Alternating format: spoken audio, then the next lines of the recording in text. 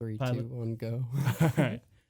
What's up, guys? Welcome back to the Loaded Dice podcast. We have a special edition today. One, getting a new region in Bandle City. And we also have a special guest with us today. I don't know if you want to do the honors of introducing him. Yeah, let's go. We just had the seasonals tournament, and this one is going down in the history books. Mr. Emotional made history, being I believe the first player to win with triple aggro across any of the shards. So Mo, thank you so much for joining us, man. We're really excited to pick your brain a little bit. Yeah, I mean, thanks for having me. I love doing stuff like this. I love doing podcasts, interviews, all that, and I love the boys Sqweeby and Faint. So they asked, of course, I'm going to be on a podcast with y'all. The Appreciate Loaded that, Dice bro. exclusive. Yeah, I think we're getting Mo interview. hot off the press. He's hot off the win, and this is his first podcast interview, so we're gonna get to go a little more in depth. Where you want to start it off? I got some things teed up, but So, starting off, first of all, huge congrats, man. I did not think that would be possible. I'm going to be real. As soon as I saw you queue into Oneric or whatever, and I saw that lineup, I was like, oh no. Dude, what is the chances of this? Like, you know what I mean? Like the Karina control type deck and all that. I was like, come on, dude, give this guy a break. And you made that look easy. Like, it seemed like one of the least competitive sets you played. But yeah, man, how you feeling after the tournament? Like, just kind of summarize it a little bit and we'll go more in depth, between the sets and stuff. Yeah, it's crazy. It's just crazy. It's kind of not expected.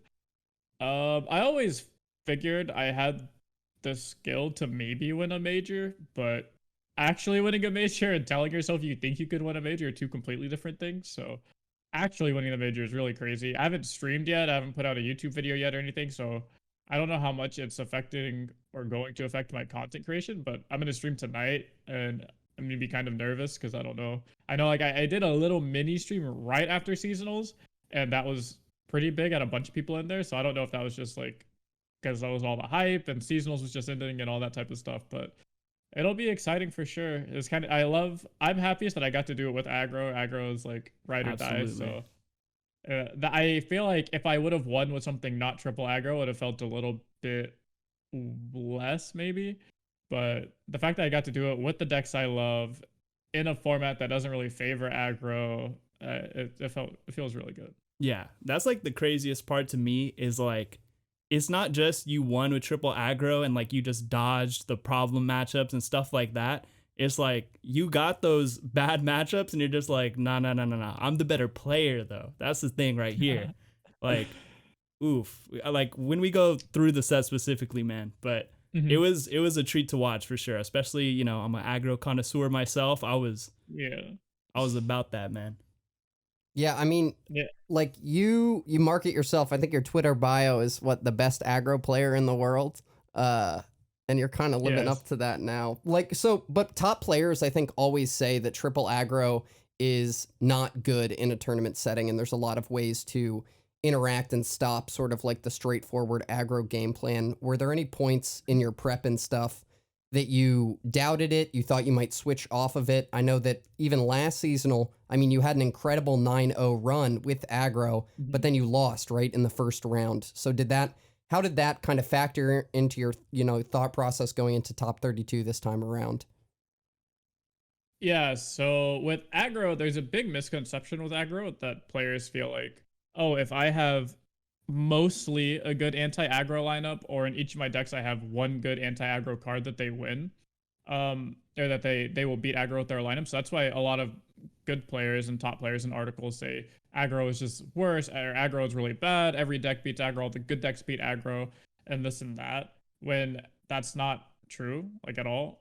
As long as you have one deck that's not good into aggro, if you're against a really good aggro player that knows how to punish that deck and knows how to play to its advantage, then you should never win, unless it's a card game, so crazy stuff happens all the time, but you should not be winning that most of the time. And that's kind of what happened with my games, and that's what happened all last season too. The only games that I felt really bad, and the only games I actually lost were the games against hard anti-aggro lineups. And of course, if you play like a really hard anti-aggro lineup with triple decks that are super favored, then you're gonna beat aggro, and you shouldn't worry about it. But if you just have like 2 of the 3 of those, like only 2 out of your 3 decks are hard anti-aggro, and your third one's just medium or bad anti-aggro, you're not gonna have a good time. So I figured triple anti-aggro wasn't going to be popular, like the hard anti-aggro.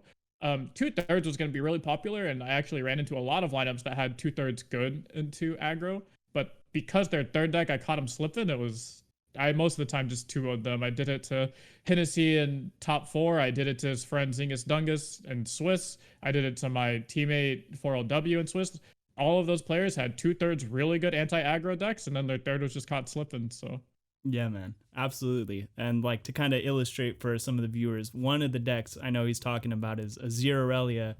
It's like you bring that deck, it's really strong into like a lot of the control stuff or whatever, but against Mo, you know, it had to show up into a tough matchup. So it was like you said, you know what I mean?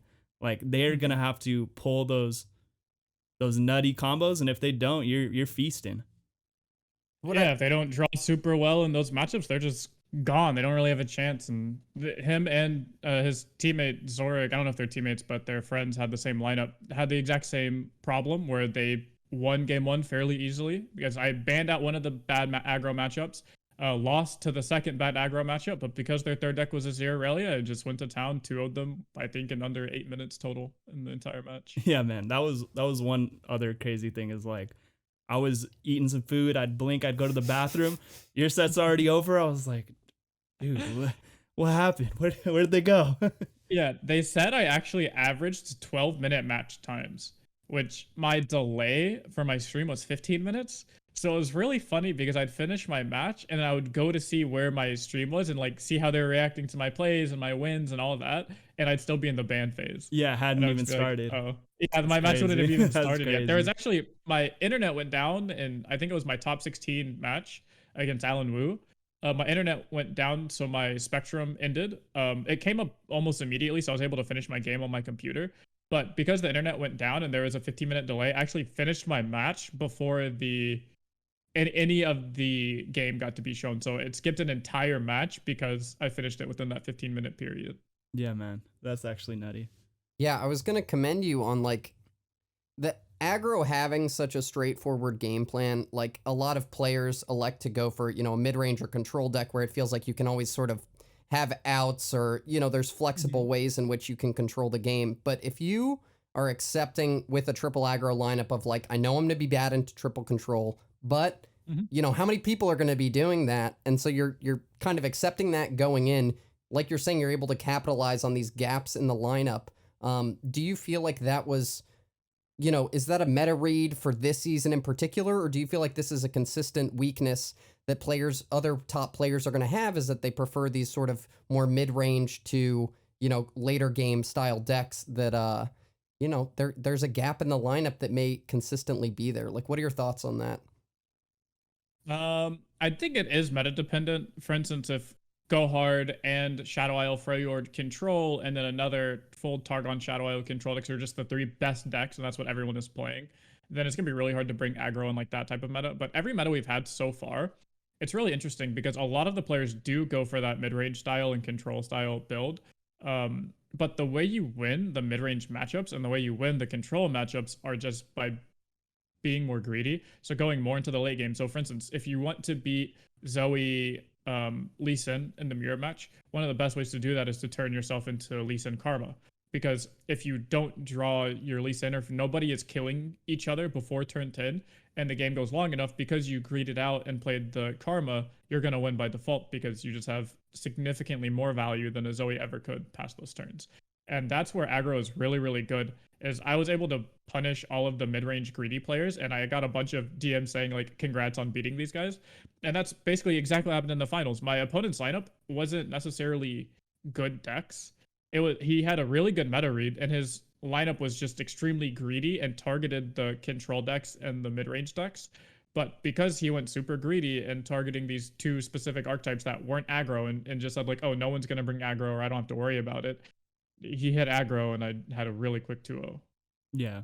For that reason, I kind of feel like triple aggro, like even though they're all decks that we know, it's like an off meta call. It's an off meta pick to bring triple aggro. So few players in the top 32 ever do it. And so between you winning this seasonals, Ikato getting second place with Teemo Foundry and Starspring, and Duckling winning the last one with Matron Sith and Teemo, I feel like the past NA seasonals, like they've just been dominated with these off meta lineups.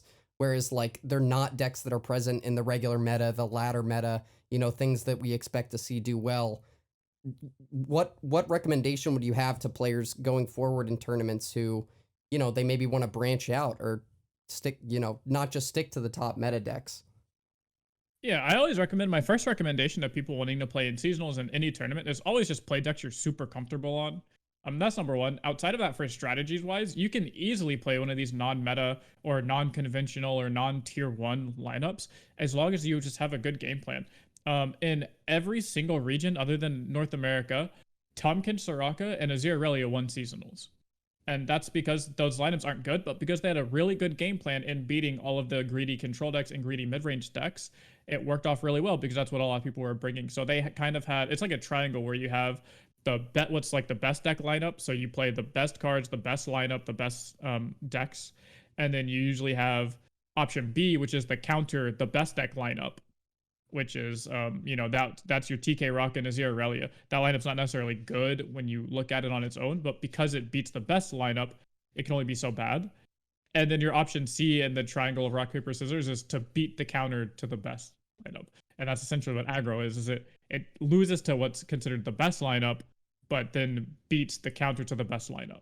So you always just have to try and play this rock, paper, scissors game of, are you wanting to be the best, beat the best, or beat the people beating the best? Yeah, man. And then, you know, you talking about comfort, man, like that was one thing that I almost saw. I don't know if it was like deliberate or whatever, but I know you've played those decks, played those matchups like so many times that you're like snap on your decisions, right? And it's crazy. These control players and everything else, like, I don't know if it's also the pressure of the situation too. It's like the combination of the pressure of the situation and how fast you're just like making your plays and the pressure that aggro puts on. Like, you had them kind of almost playing at your pace, which is like, it's crazy to do that in a game when, you know what I mean? They have a timer, they could, but it's like, you're almost like in their head. It was crazy. There's like a couple matchups where I saw that starting to happen. I was like, dude, he's got him like tilted. Obviously, I think the clearest example of that was that one Lee Sin game where you'd snap pass and homie, I knew he was just like, you almost tilted him, bro. I swear you tilted him. He'd like snap pass just out of like spite. Like, you know what I mean? Yeah, I snapped past to him, and I've said this in the only interview I've done before this was, of course, like the post-seasonal interview right after I won on the broadcast. Yeah. And I said it there, but the as soon as he snapped past to his turn, and then I don't know if he opened past me, but he like offered a pass to in turn, I knew the game was just over because I knew, I was like, oh, he's upset or he's playing at my level. He thinks he wins this when he doesn't. He either there's something going on here that he doesn't understand. He either doesn't know he's losing, doesn't know he's behind in pressure, or doesn't know he needs to be proactive with this Eye of the Dragon. And either way, because I have him passing at the pace I want him to pass in, I knew the game was pretty over from that point. Yeah, that was like a really cool thing to see, because I felt like it's kind of rare where you can like see the psychology almost happening. You know what I mean? It's like normally analyzing the plays or whatever. I'm like, nah, you got this dude upset. That was a sick one for sure. There's a lot of players who love triple aggro. There's a lot of streamers who, you know, kind of go by the aggro side. Faint, we've got Nick, we've got you. We've got a bunch of people who just like love aggro, and it hasn't really gotten before this really like the tournament results that they might have wanted to see. You said you were going back and looking at your chat during the games. Were you feeling the love? Were you feeling the support? Was it motivating you during your games? It's kind of cool that you're able to get like that real-time feedback since you were ending your sets so quickly. Yeah, it's weird. Of course, in my chat, I was getting a bunch of feedback and love because I wasn't actually qualified for Worlds. So I needed to top 4 this seasonal to get to Worlds, which is something really weird because a lot of people look at me, for some reason, they look at me and they think I'm like, oh, like this amazing player, like outstanding above a lot of other people. And I don't really see myself like that. I just see myself as a good player, I guess. So they all expected me to be at Worlds. When I told them I wasn't qualified, everyone was like, oh well, you have to, you're going to qualify. So everyone was super cheering for me, especially in that Lee Sin matchup, because they knew that one, that was the hardest match I played during the entire seasonals run, and then two, if I win, I go to Worlds. If I lose, I don't go to Worlds, and it's my last chance to qualify. So there's a lot of feedback there, and it felt really good to see that and see people cheering me on. Reddit hates me. Yeah, dude. Reddit. I went to Reddit, and I knew they were gonna hate me, or I had a suspicion. But I went to Reddit just to see, and the very first post I saw about seasonals was GG trash meta won by an aggro player, and they're just like, me go face, me win seasonals, me win 10k, easy as that. And I just died laughing. I thought it was so funny. No, that's so crazy to me. Like, what, like, one, how does it feel? Because for whatever reason, I know you've gotten singled out as like somebody is like, oh, he's not good, aggro, whatever, blah blah blah. And like, you just get to, you know what I mean, you got the belt, you just get to be like, hey man, well then what's this, you know? Like, how did that feel to kind of have that over anybody like that?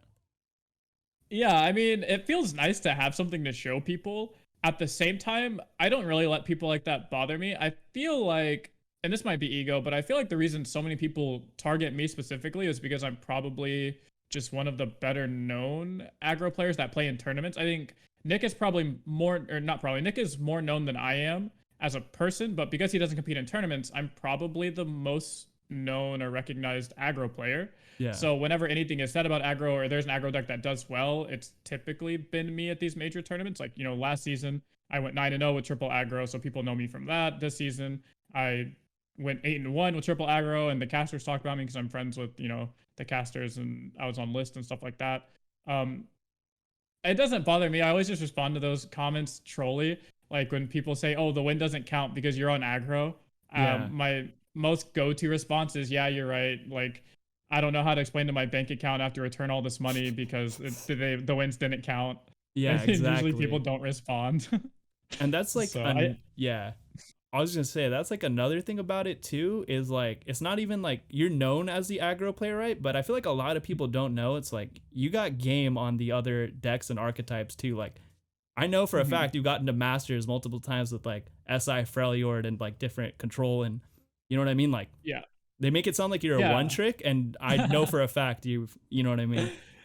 Yeah, it's just, I think it's just because these last two seasonals were my best major performances, and it just so happened they were on triple aggro.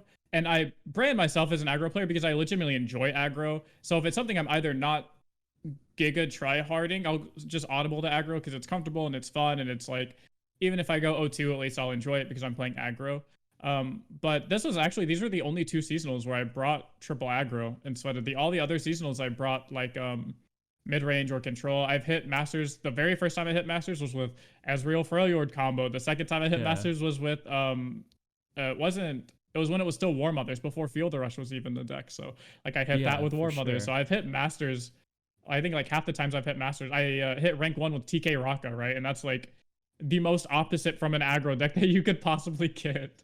Literally. And yeah, it's really funny that people say stuff like that. And I if it's someone I don't know or someone that's just trying to be a troll or have their 2 cents on the internet or my comment section, I kind of just let them have it or troll with them a little bit back and forth. But a lot of people do know that I play more aggro. It's just funny that the 2 times I've been spotlighted and the 2 times I've been interviewed just so happen to be times that I was on this just degenerate Ooga Booga triple aggro. Yeah. I don't know. We've talked about it on the podcast before, and it's like, it's really unfair, and it's a bit of a shame that aggro players get looked down on as like lesser players or, you know, not as smart in lore, because like nobody has the guts to bring triple aggro. Like, it's a scary thing to do. I've been scared off of it in Top Cut multiple times, and like, I don't know. This should just go to prove that you beat all these other players on a variety of decks, mid-range, you know, like even some early game stuff. And this result, like, there were so many smart decisions that had to be made along the way. I would challenge anyone who is making fun of Ooga Booga players to bring it to seasonal and see if you can 9-0, you know, go, what was it, 17-2 across the open rounds? Like, I have a 22-2 record in the last 2 seasonals. Do that, and then you can make fun of Mo. Do that or better, and then you can make fun of Mo. Come back. I wanted to, you know, on the other side of that, though, I wanted to poke fun at you a little bit because I noticed one play in game 2 of round 1 where you just snapped that accept button on the mulligan. You know, didn't even give it a second thought. Is that just was that just you flexing on the crowd, and was that a mode built different moment? Keeping augmented in the opening. So yeah. So I was nervous going to this top 32 because the system that I'm not a favor of that they run their top 32, their formatting is it's open seating, so you know exactly who you're playing against, and you get to switch your lineup. I was very afraid that my opponent was just going to bring triple anti-aggro and just like hard stuff me round 1, and I'm just not going to have a chance to even play in the tournament. And it didn't help that I checked his like match history, and it was showing him spamming like Shadow Isles and TF Swain and Ezreal Draven. So all these hard anti-aggro decks on ladder. So it just made me feel even more uneasy. And I was doing a lot of worrying. So I actually drank before this seasonal. I drink before a lot of tournaments, but I drank a little bit more than usual to try and calm the nerves. And I beat his Viego deck game 1, and I think that deck is awful. So he queued it up again game 2, and I was like, oh, okay, I'm going to 2-0, hopefully. This hand's okay. I just need to get the Experimenter out of this hand. And so the way the cards were set up was the Experimenter was the far right card in my mulligan. I got you there.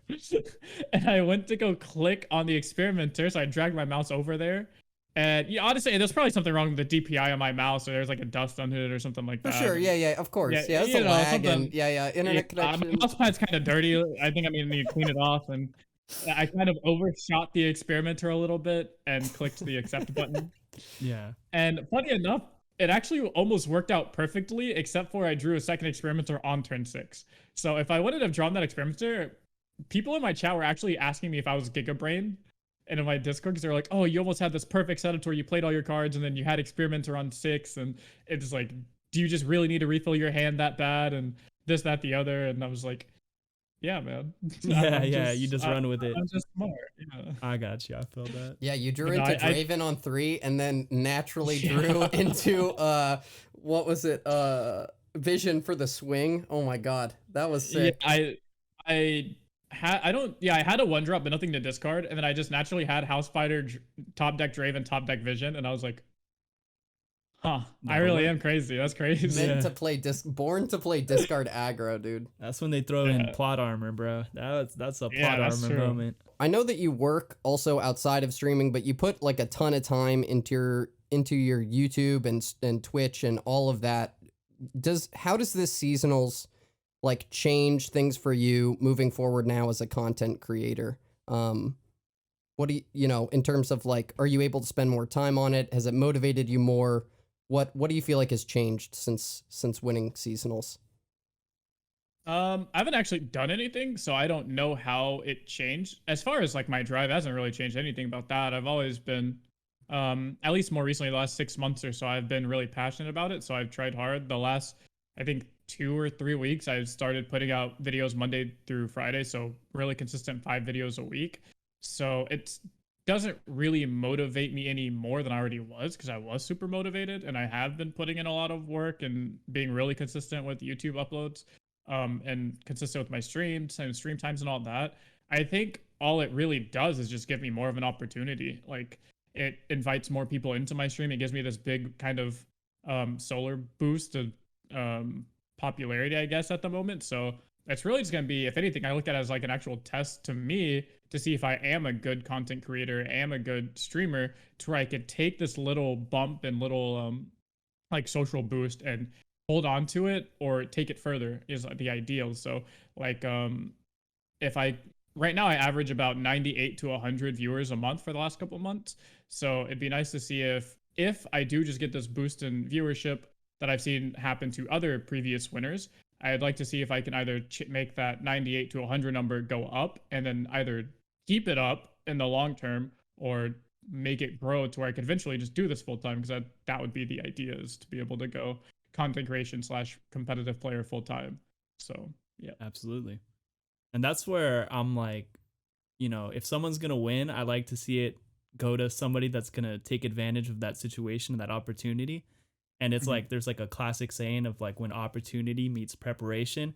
And to show like, you know, you're saying how like you've been doing the not the daily uploads, but the Monday to Friday, and you're like set up, you have the groundwork set up to like capitalize off of this. Like I think that's fire. And I definitely think like what you're aspiring for off of this, like it's gonna happen for it's sure. Achievable 100%. Sure. You've got the drive, and like it's not a given also. Like we've seen other people win seasonals, and like I mean they're amazing players and they got the cash, but you know maybe that's not what they were going for. And then you know like Majin was able to turn it into this whole awesome community about learning Runeterra. So it's really awesome to see you, who's been putting in the time so long before this, and just have it pay off in this way, and know you're gonna like carry it forward. It's awesome to see, man.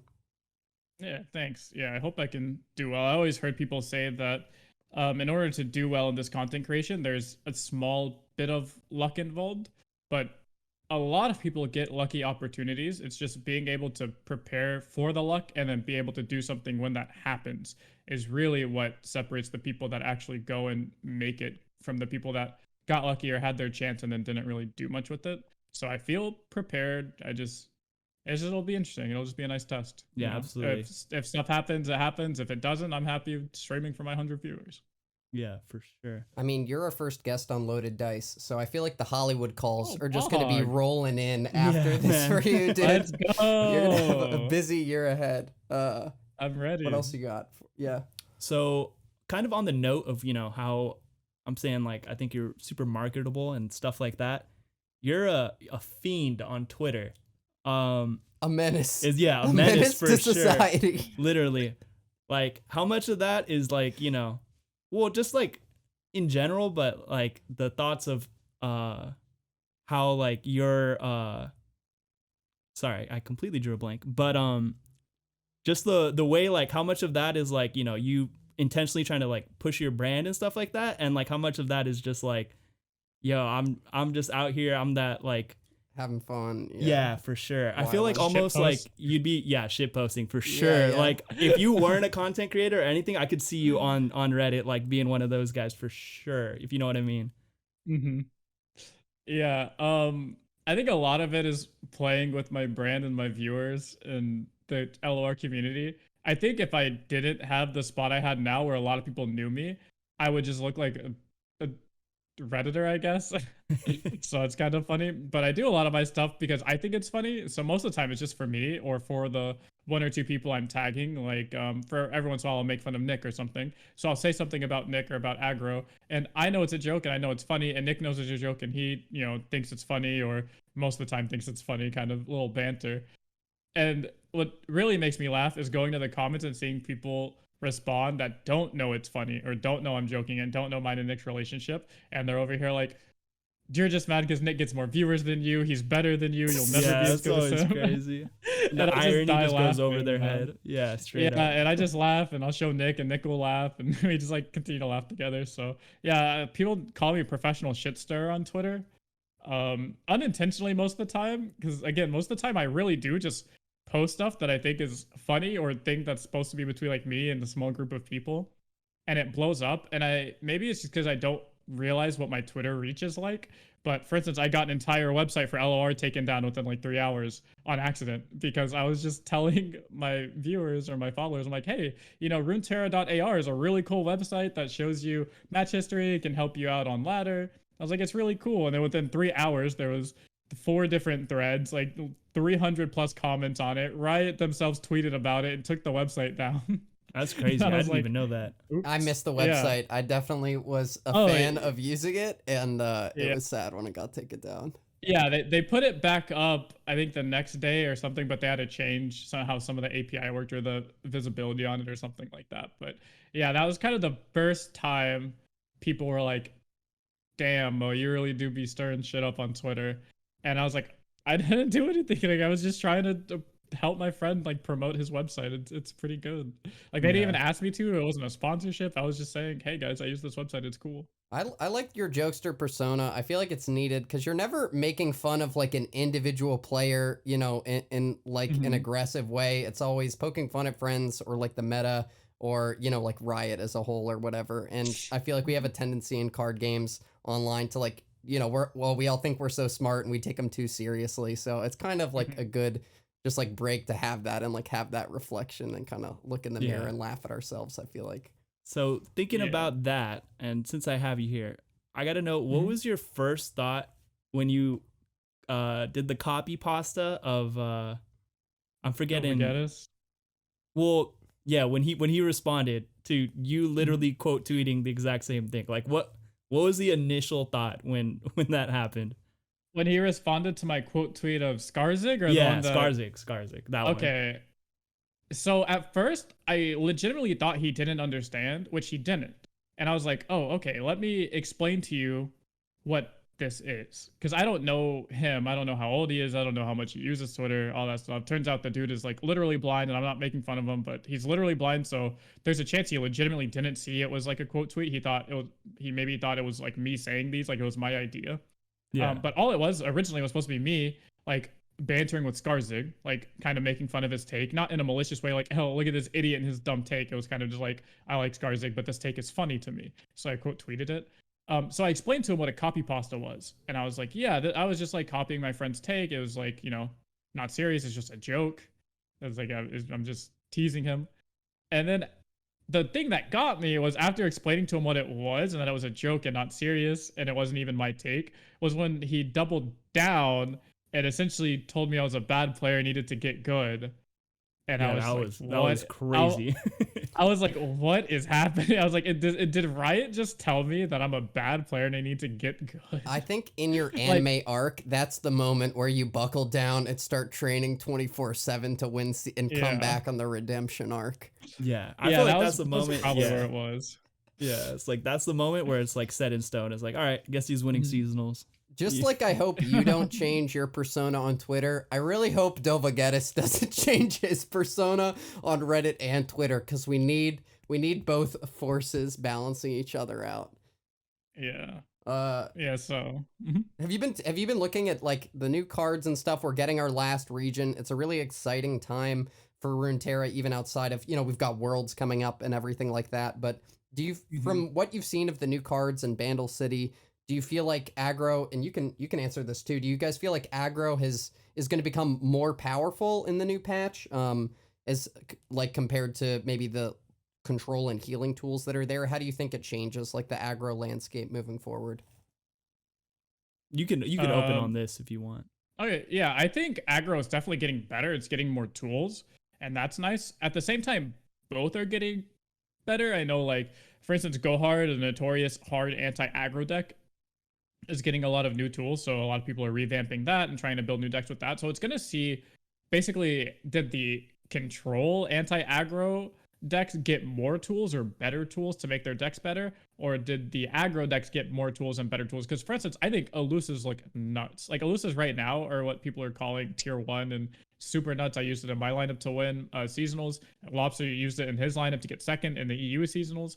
And seeing all these elusive decks pop up, the potential to actually like legitimately run 3 tier 1 good elusive decks in a tournament lineup looks really good to me, and looks really crazy, and a huge step for aggro to where you can actually run 3 tier 1 decks instead of running like 1 tier 1 deck and then 2 tier 2/3 decks that are just kind of meta calls. Like, because right now I think there's only actually 1 tier 1 aggro deck and the rest are basically tier 2 or worse. They're just the best aggro decks we have. So if you want to play triple aggro, you have to play these tier 2 decks. It's really just going to come down to, are these elusive aggro decks that we're getting, or these new tools for like PNZ aggro and discard aggro, going to balance out the great tools that like control gets, like the Senna giving you fast speed drains and go hard and stuff like that. Yeah, absolutely. And to give my take on that, I pretty much agree. I would say personally, my perspective on it, I think the tools that aggro's getting is a little stronger than what I've seen from control so far. But you did capitalize on Go Hard. I think that deck, just that singular deck itself, is like, if that really did get enough tools to be kind of back to where its former glory is, you know, there might be some problems for sure, especially the implications of Senna with like the ability to fast speed your pack your bags is a little, for 2 mana. For 2 mana. That's what I meant. The 2 mana pack your bags interaction is unnerfing it. They're unnerfing it. Literally. They found a way. They found a way for sure. But I think aggro is what got the stronger package right now. And it's going to be interesting too to see the Noxus more mid-range. I think that's just a really fun archetype. Like I'm hyped for that. Yeah, for Scion. Yeah. Like, seems sick. It's a little concerning that they printed a card that slaps them in the face. Like with it, they kind of did that with Targon. I feel like with Hush with I forget which card it was, but one of the cards that got released then is like, oh, here's this card and here's a counter for it. It starts with the M, right? Are you talking about Minimorph? Yeah, Minimorph. Yeah, Minimorph. Yeah, Minimorph. Yep. Yeah. Yep. The thing with Minimorph is I don't really see any decks playing it at the moment because every Bandlewood deck I see is essentially just elusive aggro, and I'm not playing a 6-mana control card in my elusive aggro deck. The only deck I've seen so far that plays Bandlewood that isn't an aggro deck is essentially just Sin of Vigor. Yeah. So that's one deck, and in a tournament scene, you're probably banning the Sin of Vigor Go Hard deck anyways. So it shouldn't really be a problem. But I am really excited for discard midrange. I agree. I told my chat, and I told Swim's chat today when I was doing the card reveals, that you get 2 discard packages. You can't play both in a tournament because you can only play PNZ Noxus one time, right? You can't have duplicate Regent decks. But it's really cool to see that if the meta isn't go hard and hard control, you can just play new discard aggro, and it's just strictly better than old discard aggro. But if the meta is different and it does turn into this like go hard or more control style base, the decks that did beat go hard back in the day were Fearsome and Overwhelm. This new Noxus discard midrange decks, every unit has Fearsome or Overwhelm. So it's like, even if they do make go hard good, I still get to play PNZ Noxus discard. It's just a midrange deck like what Faint was saying, and I am super excited for that deck along with you, man. Absolutely. Damn, I'll be on the Vigar getting bodied by you guys on ladder. Just trying to like get my slow speed 8 damage to the Nexus. Yeah. It's gonna feel so good. I think I know a lot of people after day 1 of seeing Vigar were like, oh, he's really bad, and then they kind of like changed their tune a little bit after seeing Senna. Unfortunately, I think he's still kind of weak personally. Like, I think the best way to run Senna isn't going to be with Vigar, unfortunately, but he's really fun. I wish, I'm looking forward. I see him getting patched next patch, like buffed. So I'm looking forward to that because he's a cool card. And with that being said, we still have like a couple more champions to go. That's right. And like, I know Bandle for sure is going to get some, I think they're going to get some cute spells. Cause like, if you look through, cause you know, I'm shopping through for my elusive buffs and stuff like that. And outside of the set to +3/+3 and the make elusive add +1/+1, that's like the only stat buff card they have like at all. So I see them releasing something like with like some type of stat buff or something like that. And yeah, I hope I'm ready for it. Yeah, that's all because I'm building all my decks right now, and I'm like, man, if they just had like one card, even just one that kind of did this, like these decks get crazy for sure. Yeah. And whether it's coming this patch or whatever, you know, I don't think you can make a whole region without any buffs. No. Right, any like signature 2-mana spell. They'll just give him twin. What is it? Dwin Disciplines? They'll make a new card. Yeah, just mess with the name for sure. Mo, I guess, do you have any advice, Mo, for aggro diehards that you may have given them the flame of hopium going forward in tournaments? Any words of wisdom from the minted seasonal aggro champion? Yeah, capitalize on as much damage as you can, especially against decks that don't heal. I do coaching, and a lot of the times the number one thing I see from players playing aggro is they'll just develop for some reason, or they won't take guaranteed damage against decks that don't heal to try and boost their damage by almost insignificant numbers. And they don't take into account what their opponent can do. Like, for instance, if you have 4 damage open attack and you know they can't stop that, 4 damage sounds like a little number, but that's actually 20% of their life total. So if you could hit them for that 4 damage, that's really nice because they can't get it back. That's essentially a decimate. And the later the game goes, the harder it is going to be to hit your unit with, or hit your opponent with units, because these mid-range decks are going to start playing units, and then they're going to start playing spells. They're going to start clearing your board until they eventually kill you with their mid-range units and stuff like that. So try and look for ways to get guaranteed damage across so you can finally finish your opponent off with those burn spells. Because I believe right now every single aggro deck except for exactly elusives has a burn. So you just have to get your opponent to whatever number of burn you have in your hand, and that's it. Your entire job is done if you can just get them to that number, assuming they don't have any healing. Yeah, absolutely. That's some great advice. That's something, yeah, for sure. Like into Ezreal Draven or something like that. I'm always like trying to teach people that for sure. And like, I might go a little extreme with it, but let's say I'm playing some aggro, like I'll keep decimates and stuff in the open. A lot of people are like, oh, this is expensive. I'm like, this is a card. This is 4. They can't stop it. This is, yeah, like you said, 20% of their life. I'm keeping this card. You know what I mean? Yep. Especially in decks like Pirate Burn, where it's like you have so much burn late game. You just need to secure that early chip damage, like you're saying. Whereas like maybe with Discarder, I mean, you have Jinx Rocket even, right? So I guess it's just elusives and stuff like that. But yeah, you got to put a high priority on that early chip damage to like just bring your win con that much closer every turn.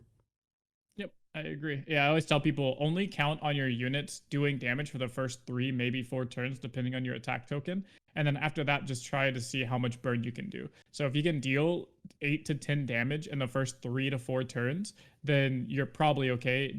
It varies a little bit deck to deck based on how much burn you play. But for the most part, I tell people just get your guaranteed 8 to 10 damage in and then just burn them out for the rest of it with unstoppable damage.